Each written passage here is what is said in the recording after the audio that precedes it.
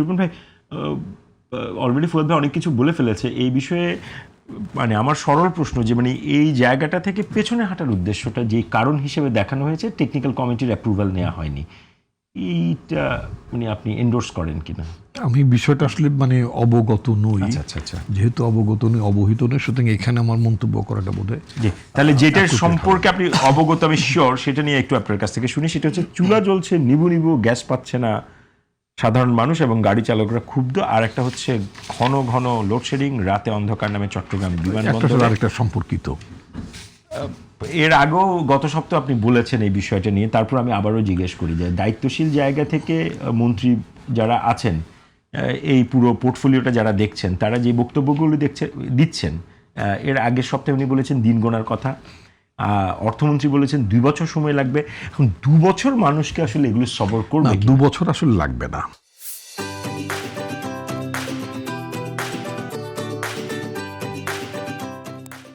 আমি এটা নিয়ে একটু আমি জানি, সে কারণে বলছি, আপনি এটা পড়ছেন। হ্যাঁ, এটা 2 বছর লাগার কোনো কারণ নেই। এটা প্রথম হচ্ছে যেটা মানে পুরো ফ্যাক্টটা আমাকে মানুষের সামনে তুলে ধরা দরকার ছিল। পড়িনি সেটা। হ্যাঁ, কি সেটা হচ্ছে যে আপনার এই যে এলএনজিটাই আমাদের তো প্রায় 32% মতো আমাদের টোটাল এলএনজি এবং আমদানিটা পুরোটাই আমদানি, রাইট। এবং এই আমদানি ক্ষেত্রে আমার $3.88 বিলিয়ন 2025 সালে ব্যয় হয়েছে। এবং এবছর তো আপনার এমনি আমদানি করতে হরমুজ স্ট্রেইটের প্রবলেমের কারণে এমনি আপনার 9% বেড়ে গেল। তো ফলে এটা আবার $4 বিলিয়ন মানে হয়ে যাবে, পার হয়ে যাবে। আচ্ছা, আমি যেটা বলতে চাই সেটা হচ্ছে যে আপনার এই এলএনজি যে টার্মিনাল বা যে ক্যারিয়ারটার মাধ্যমে এটা আসার কথা, গতকাল আপনি দেখেছেন যে এক্সেলেটর যে কোম্পানিটা, আমেরিকান কোম্পানি, তার সেখান থেকে কিন্তু গ্যাস পাওয়া যাচ্ছে না। মানে এই আগামী সপ্তাহে কিন্তু সংকট, গ্যাস পাওয়া যাচ্ছে না, মানে এটা আপনার মানে সাপ্লাইটা নাই, রাইট, কার্গো আসে না, কার্গোটা আসে না। সেটাই, মানে এই কার্গোটা আমার যেখানে রিচ করার কথা সেই জায়গাটা রিচ করেনি, মানে আমরা গ্যাসটা পেতে আরো বিলম্ব হবে। হ্যাঁ, রাইট। এটার জন্য আমাদের মানে প্রবলেম হচ্ছে। প্রবলেমটা টেকনিক্যাল নয়, প্রবলেমটা হচ্ছে ট্রান্সপোর্টেশনাল প্রবলেম। আচ্ছা, তারপরেও যেটা বলি যে এই এখন আপনি প্রতি বছর $4 বিলিয়ন প্লাস ব্যয় করে এলএনজি আমদানি করে তারপর আপনার কুইক রেন্টালগুলো চালু করে রাখাটা এটা বুদ্ধিমানের কাজ কিনা? না, আমি মনে করি না। আমার কাছে একটা সলিউশন আছে।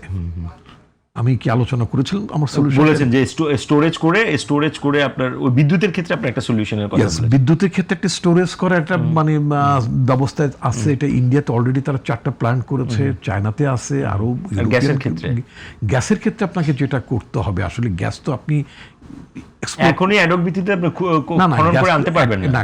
এক নম্বর আপনাকে তো থাকতেও তো হবে, আপনার খননও তো যেতে পারবেন। খুব অ্যাভেলেবল সোর্স আছে তাও না, কিন্তু ক্রমেই কিন্তু আপনার প্রেশারটা কমছে। আচ্ছা, তাহলে কি হবে? আপনাকে বিকল্প উৎসের দিকে যেতে হবে। বিকল্প উৎসকে মানে আমেরিকা থেকে এলএনজি আমদানি করা? নিশ্চয়ই না। বিকল্প উৎসের ব্যাপারে আমি খুব ক্যাটেগরিক্যালি অন্য জায়গায় অতটা খোলাখুলি বলিনি, আপনার এখানে আমি খোলাখুলি বলি। সেটা হচ্ছে শুধু ঢাকা শহরে ওইটা আমারও কোনো বিষয় না, এটা আমি পড়াশোনা করে জেনেছি আপনার মতোই।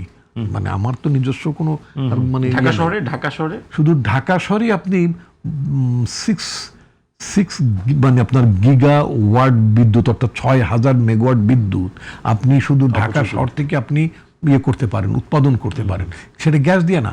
এবং এইটার জন্য সরকারের একটি টাকা বিনিয়োগ করার প্রয়োজন নাই। আপনার IMF বা ওয়ার্ল্ড ব্যাংক বা কোনো সংস্থা থেকে $1 আনারও প্রয়োজন। আমি শিওর যে আপনি যেহেতু দলের দায়িত্বে আছেন এবং সরকারকে এই বার্তাগুলো আসলে আপনার পৌঁছানোর আমি একটু সংক্ষেপে বলতে চাই। সেটা হচ্ছে যে আপনার ঢাকা শহরে, চিটাগংয়ে, আমি ঢাকা থেকে বেশ ধরি, এখানে প্রতিটি বাড়িতে আপনি শুধু বলে আমাদের বিকল্প জ্বালানির সন্ধানে যাইতে হইবে, এই ভাষণে কাজ হবে না। আপনাকে খুব ক্লিয়ারলি বলতে হবে যে প্রতিটি বাড়ির রুফটপে solar, 50% area of the rooftop সেখানে আপনার বিদ্যুৎ মানে আপনার সোলার প্যানেল। আরেকটু বলবো আমি, একটু নেই আপনার কাছে, সোলার প্যানেল এনগেজ করতে হবে। এবং এই সোলার প্যানেলের জন্য ব্যাংকগুলো ফিনান্স করবে। সোলার প্যানেল থেকে তো বিদ্যুৎ উৎপাদন হবে, সেই বিদ্যুৎটা ন্যাশনাল গ্রিডে যাবে।